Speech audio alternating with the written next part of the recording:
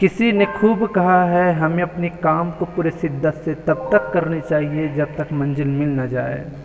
Hi guys, मेरा नाम है अमन सोनी। एक छोटी सी कहानी है एक राज्य की, जिस राज्य में एक प्रतापी राजा रहा करता था।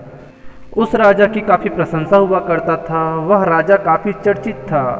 राजा अपने राज्य में लोगों से बहुत प्यार किया करता था। दूर दूर से लोग राजा से मिलने के लिए राजा के दरबार आया करते थे।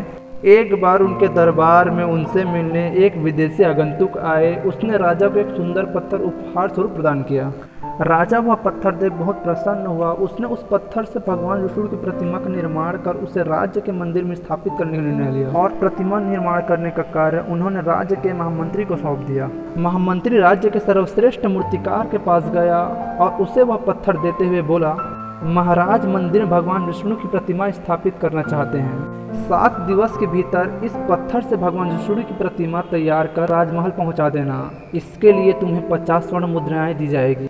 50 स्वर्ण मुद्राओं की बात सुन मूर्तिकार खुश हो गया और महामंत्री के जाने के उपरांत प्रतिमा का निर्माण कार्य प्रारंभ करने के उद्देश्य से अपने औजार निकाल लिए। अपने औजारों में से उसने एक हथौड़ा लिया और पत्थर तोड़ने के लिए उस पर हथौड़े से वार करने लगा, किंतु पत्थर जस का तस रहा। मूर्तिकार ने हथौड़े के कई बार पत्थर पर किए, किंतु पत्थर नहीं टूटा। 50 बार प्रयास करने के उपरांत मूर्तिकार ने अंतिम बार प्रयास करने के उद्देश्य से हथौड़ा उठाया, किंतु यह सोचकर हथौड़े पर प्रहार करने से पूर्व ही उसने हाथ खींच लिया कि जब 50 बार वार करने से पत्थर नहीं टूटा तो अब क्या टूटेगा। वह पत्थर लेकर वापस महामंत्री के पास गया और यह कहकर वापस कर दिया कि इस पत्थर को तोड़ना नामुमकिन है, इसलिए इससे भगवान की प्रतिमा नहीं बन सकती है।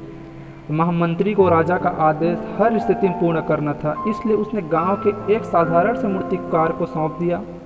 पत्थर लेकर मूर्तिकार ने महामंत्री के सामने ही उस पर हथौड़े से प्रहार किया और वह पत्थर एक बार में ही टूट गया। पत्थर टूटने के बाद मूर्तिकार प्रतिमा बनाने में जुट गया। महामंत्री सोचने लगा कि काश पहला मूर्तिकार ने अंतिम प्रयास और किया होता तो सफल हो गया होता और 50 स्वर्ण मुद्राओं का हकदार बनता। दोस्तों, ये छोटी सी कहानी हमें ये सिखाती है कि जब हम भी अपने जीवन में अपने लक्ष्य को प्राप्त करने के लिए 2-4 बार प्रयास करते हैं और उसमें हम असफल हो जाते हैं तो हम उसमें प्रयास करना छोड़ देते हैं। हो सकता है हम आगे और प्रयास करें तो हमें सफलता प्राप्त हो जाए।